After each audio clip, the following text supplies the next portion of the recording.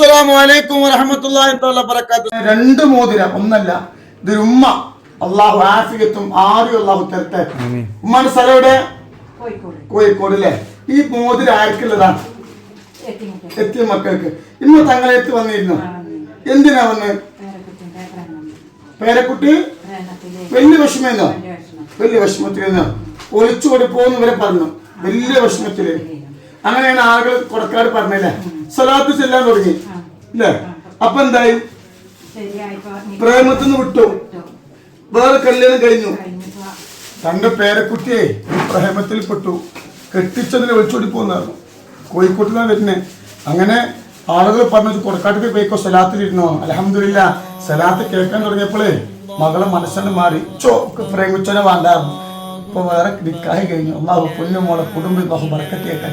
സ്വലാത്തിന്റെ പവറാട്ടോ. അതിന്റെ കറാമത്തല്ല, എനിക്ക് അള്ളൊരു കറാമത്ത് തന്നിട്ടില്ല. സ്വലാത്തിന് കറാമത്തുണ്ട്. നൂറെ ഹബീബിന്റെ അത്ഭുതം നടന്നുകൊണ്ടേയിരിക്കും. ഇത് അവസാനിക്കൂല കേട്ടോ. ഇൻഷാ അല്ലാഹ്.